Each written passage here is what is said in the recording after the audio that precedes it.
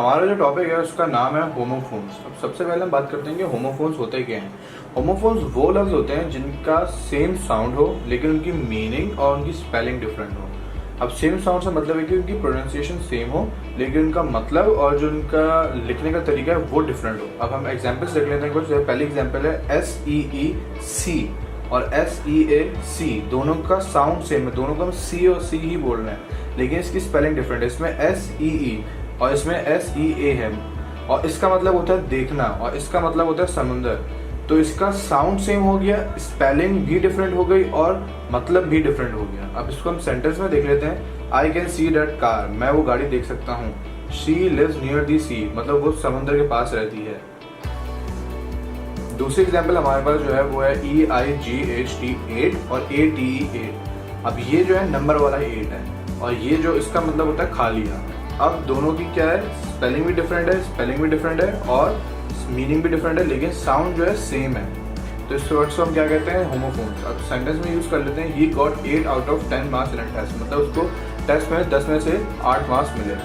और she at all the chocolates, मतलब उसने सारी चॉकलेट्स खा ली।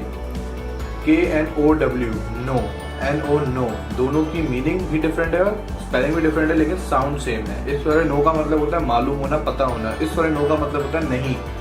She knows a lot about science, मतलब उसको साइंस के बारे में बहुत कुछ पता है। नो यू आर रॉन्ग, नहीं तुम गलत हो। तो इसका क्या हुआ कि इसकी स्पेलिंग भी डिफरेंट हो गई, इन दोनों की मीनिंग भी डिफरेंट हो गई लेकिन इन दोनों का साउंड सेम है, इसकी वजह से हम इनको होमोफोन्स कहते हैं। फोर्थ एग्जाम्पल देख लेते हैं, RIGHT राइट, WRITE।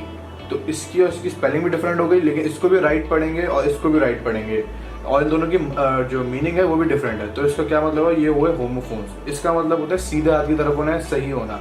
अब keep on the right side of the road, मतलब रोड के सीधे हाथ की तरफ रहो। और इसमें क्या है, she had to write a report on the project, मतलब उसको प्रोजेक्ट के ऊपर एक रिपोर्ट लिखनी पड़ी। अब हम एक एक्सरसाइज सॉल्व कर लेते हैं ताकि हमें होमोफोन्स और अच्छे तरीके से समझ में आ जाए। अब पहला सेंटेंस जो है वो कह रहा है कि we usually go to bed at, अब 8 इधर 8 आएगा, अब हमें देखना है कौन सा 8 आएगा। अब ये ATE 8 जो कि होता है खा लिया और EIGHT 8 जो नंबर वाला 8 होता है। अब हम बेड पे किसी टाइम पे जाएंगे तो इस पर नंबर आएगा, तो ये वाला 8 आएगा कि हम लोग अब सोने 8 बजे चले जाएंगे। फिर दूसरा सेंटेंस है, I have dash lunch today. अब इसमें नो आएगा, कौन सा नो आएगा वो देखना है। NO वाला नो जिसका मतलब होता है नहीं और KNOW वाला नो जिसका मतलब होता है मालूम है। तो हमें कुछ भी नहीं खाया आज, तो कौन सा नो आएगा, ये वाला नो आएगा। फिर हम तीसरा सेंटेंस देखते हैं, we dash strawberries with chocolate sauce, मतलब इसमें 8 आएगा, कौन सा 8 आएगा, ये नंबर वाला आएगा, खालिया वाला आएगा। तो हम स्ट्रॉबेरीज को खाएंगे तो ये वाला 8 आ जाएगा। हमारा जो नेक्स्ट टॉपिक है वो है प्रेपोजिशन। अब हमें सबसे पहले देखना है प्रेपोजिशन होता क्या है। प्रेपोजिशन बेसिकली एक लिंक होता है नाउन और प्रोनाउन के बीच में और दूसरे वर्ड्स के बीच में। अब दूसरे वर्ड्स जो है वो नाउन भी हो सकता है, वर्ब भी हो सकता है और एडजेक्टिव भी हो सकता है। अब इस किस तरीके का लिंक होता है उसको समझने के लिए हम एग्जाम्पल देखेंगे। अब जैसे हम ये सेंटेंस है, the cat is sitting under the table. अब अंडर से हमें क्या पता चल रहा है कि कैट जो है वो टेबल के नीचे बैठी हुई है, लेकिन अगर हम अंडर हटा दें तो देखें सेंटेंस किस तरीके का बनेगा, the cat is sitting the table. अब इसमें हमें पता नहीं चल रहा कि टेबल और कैट के बीच में रिलेशन क्या है। इस सेंटेंस के बीच में हमें नहीं पता चल रहा कि रिलेशन क्या है क्योंकि अंडर नहीं है। तो अंडर जो है एक रिलेशन शो कर रहा है कि टेबल और कैट के बीच में क्या है और एक लिंक है। तो इसलिए इस सेंटेंस के अंदर अंडर जो है प्रेपोजिशन है और जो भी वर्ड्स नाउन और दूसरे वर्ड्स के अंदर रिलेशनशिप शो करते हैं, लिंक शो करते हैं, वो प्रेपोजिशंस होते हैं। अब हम पढ़ेंगे टाइप्स ऑफ प्रेपोजिशन। प्रेपोजिशन की 3 टाइप्स होती है। सबसे पहली है प्रेपोजिशन ऑफ टाइम। अब प्रेपोजिशन ऑफ टाइम जो होता है वो शो करता है कि किस टाइम पे कोई काम हुआ, किस टाइम पे कौन सा काम होता है। अब इसकी कुछ कॉमन एग्जांपल होती है, इन, ऑन, एट, बिफोर, आफ्टर। अब ये जो है ये प्रेपोजिशन ऑफ टाइम है। अब इसको हम सेंटेंस से समझते हैं। It gets cold at night. अब हमें पता है कि ठंड होती है रात में, लेकिन हमें कैसे पता चलता है कि एट शो कर रहा है कि ठंड जो होती है रात में होती है। तो इसकी वजह से एट जो हुआ प्रेपोजिशन ऑफ टाइम। दूसरा सेंटेंस देखते हैं, my vacation ends on Monday. अब हमें पता है कि मेरी वेकेशन मंडे को खत्म हो रही है, लेकिन हमें पता कैसे चल रहा है क्योंकि ऑन है। अगर ऑन नहीं होता तो हमें नहीं पता चलता कि मेरी वेकेशन कब खत्म हो रही है। ऑन जो है वो रिलेशन भी शो कर रहा है और ऑन जो है वो बता भी रहा है किस टाइम पे मेरी वेकेशन खत्म हो रही है। तो ऑन जो वो प्रेपोजिशन ऑफ टाइम। दूसरी टाइप जो है वो है प्रेपोजिशन ऑफ प्लेस। अब प्रेपोजिशन ऑफ प्लेस शो करता है कि कौन सी जगह पे कोई काम हो रहा है, किस जगह पे कोई काम होता है। इसी कुछ एग्जांपल देख लेते हैं। Under, above, in, on, at, ये सब प्रपोजिशन ऑफ प्लेस। अब इसमें फर्क नहीं पड़ता कि इन इधर भी आ रहा है ऑन, और ऑन इसकी एग्जांपल भी है, क्योंकि ये कॉमन चीजें दोनों में आते हैं। अब इसको सेंटेंस समझते हैं। The books are on the table. अब बुक्स हमें पता है टेबल के ऊपर है, लेकिन हमें पता कैसे चल रहा है, क्योंकि ऑन है। अगर ऑन नहीं होता तो हमें नहीं पता चलता बुक्स कहाँ पर है, और रिलेशन भी कोई शो नहीं होता। तो ऑन रिलेशन भी शो कर रहा है और हमें बता भी रहा है कि बुक्स कहाँ पर है, तो इसलिए ऑन जो वो हुआ प्रपोजिशन ऑफ प्लेस। दूसरा सेंटेंस देखते हैं। She was born in Paris. अब हमें पता है कि वो पेरिस में पैदा हुई है। हमें पता क्या चल रहा है, क्योंकि इन शो कर रहा है कि वो पेरिस में पैदा हुई है। अगर इन नहीं होता तो हमें नहीं पता चलता, इसलिए इन जो वो हुआ preposition of place. Next type जो प्रपोजिशंस के हमारे पास है वो प्रपोजिशन ऑफ डायरेक्शन है। अब बेसिकली प्रपोजिशन ऑफ डायरेक्शन जो हमें बताता है वो ये होता है कि कोई चीज़ कहाँ से आई, कहाँ गई, कोई इंसान कहाँ से आया, कहाँ गया। अब इसी कुछ कॉमन एग्जाम्पल है टू, इनटू, ऑफ, फ्रॉम। अब इसको हम सेंटेंस समझते हैं। We went to London last week. हम पिछले हफ्ते लंदन गए। हमें पता क्या चल रहा है कि हम लंदन गए। टू जो है वो शो कर रहा है कि हम लोग कहाँ जा रहे हैं, तो इसलिए टू जो हुआ वो प्रपोजिशन ऑफ डायरेक्शन हुआ। अब सेकंड सेंटेंस जो है वो है ही केम फ्रॉम इंग्लैंड। अब वो जो है वो इंग्लैंड से आया, लेकिन हमें पता क्या चल रहा है कि वो इंग्लैंड से आया, क्योंकि फ्रॉम जो है वो शो कर रहा है कि वो इंग्लैंड से आया। तो फ्रॉम जो वो प्रपोजिशन ऑफ डायरेक्शन। अब कुछ कॉमन प्रपोजिशंस जो होती हैं वो है with, despite, of, to, until, during, including, before, over, since, और आखिरी जो है वो विदाउट। आज हम लोग वर्ब फॉर्म्स के बारे में पढ़ेंगे। अब सबसे पहले वर्ब क्या होता है? Verb is a kind of word that tells about a action और अ स्टेट।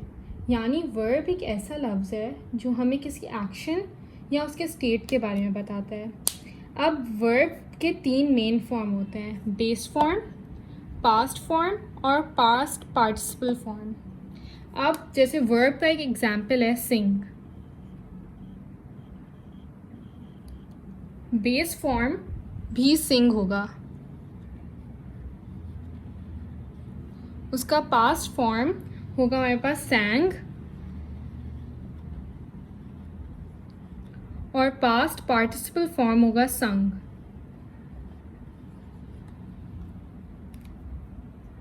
उन 3 मेन फॉर्म्स के अलावा वर्ब के 2 और फॉर्म्स होते हैं। पहला फॉर्म SES फॉर्म, ये तब यूज़ होता है जब सब्जेक्ट थर्ड पर्सन और सिंगुलर फॉर्म में हो। इसके लिए हम लोग base form plus SES use करते हैं। एग्जाम्पल इसका बेस फॉर्म हमारे पास सिंग आ गया और S, तो हमारे पास बन गया ये वर्ड सिंग्स। सेकंड फॉर्म है ING form.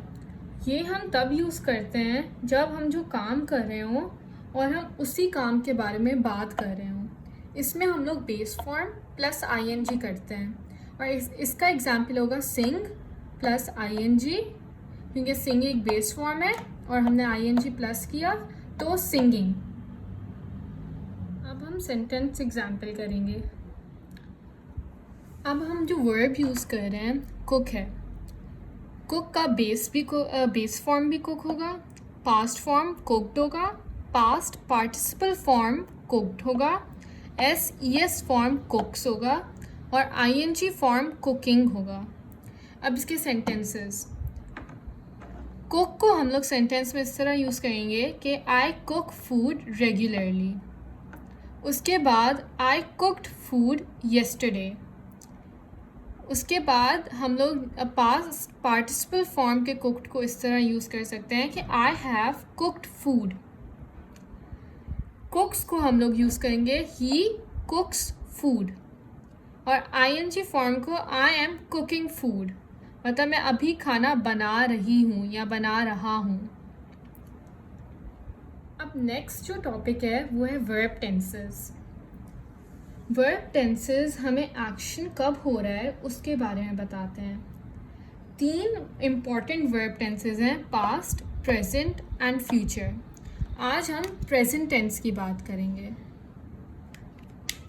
Present tense is an action that is happening right now, मतलब एक एक्शन जो अभी हो रहा है। प्रेजेंट टेंस हम 2 तरीके से यूज़ करते हैं। एक होता है सिंपल प्रेजेंट टेंस, जो इसमें हम लोग बेस फॉर्म प्लस S करते हैं। For singular for singular nouns और प्रोनाउंस। इसका एग्जाम्पल होगा जैसे वी वॉक, तो वो हो जाएगा ही वॉक्स। वॉक इसमें हमारे पास बेस फॉर्म है और एस हमारे पास हमने प्लस किया, तो ये हमारे पास बन गया सिंपल प्रेजेंट टेंस। सेकेंड है हमारे पास प्रेजेंट प्रोग्रेसिव, उसमें हम लोग बेस फॉर्म प्लस आईएनजी करते हैं। प्रेजेंट प्रोग्रेसिव हमें बताता है कि एक्शन अभी हो रहा है, ठीक है। तो जैसे हमारे पास वॉक बेस फॉर्म है, हमने प्लस आईएनजी किया, तो ये हो गया आई एम वॉकिंग। अब हम एक वर्ड चूज करेंगे, उसका सिंपल प्रेजेंट टेंस सेंटेंस लिखेंगे और फिर प्रेजेंट प्रोग्रेसिव सेंटेंस। जैसे रेन, रेन का सेंटेंस बनेगा it usually rains every day here. अब हमने रेन को रेन में हमने एस ऐड कर दिया और फिर हमने ये सेंटेंस बनाया, तो फिर ये सिंपल प्रेजेंट टेंस सेंटेंस बन गया। प्रेजेंट प्रोग्रेसिव सेंटेंस के लिए हमने रेन के साथ आईएनजी लगा दिया, तो वो हो गया raining, it is raining outside. Second word है हमारे पास टॉक, हमने टॉक के आगे एस लगा दिया और फिर ही टॉक्स वेरी फास्ट। उसके बाद हमने टॉक के आगे आईएनजी ऐड कर दिया, तो you are talking very fast. ये वाला सेंटेंस सिंपल प्रेजेंट टेंस हो गया और ये प्रेजेंट प्रोग्रेसिव टेंस हो गया। अब हमारे पास लास्ट वर्ड है प्ले, ये हमारे पास होगा शी प्लेज फुटबॉल, ठीक है। और यहाँ पे हमारे पास होगा शी इज प्लेइंग फुटबॉल।